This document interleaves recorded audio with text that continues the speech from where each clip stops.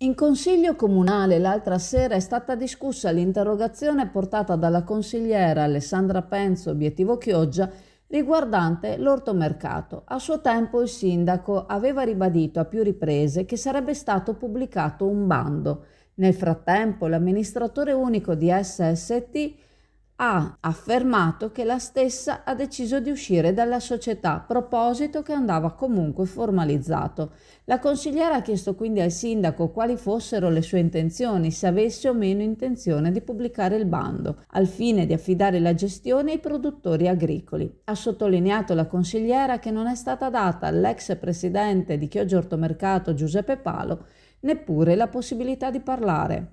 Il 37% di Chioggia Ortomercato è in mano a Oppo Veneto, azienda dichiarata in liquidazione coatta amministrativa il 6 giugno del 2023, favorevole alla liquidazione di Chioggia Ortomercato. A quanto detto in fase di consiglio già ieri, si sarebbe dovuta tenere una riunione interna per discutere il da farsi.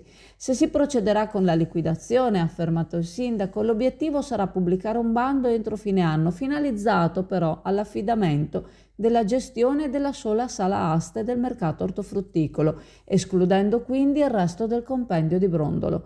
Se la maggioranza delle quote tenuta da SST e da Oppo Veneto sarà favorevole alla chiusura, si liquiderà Ortomercato e a partire da settembre si valuterà l'effettiva pubblicazione del bando.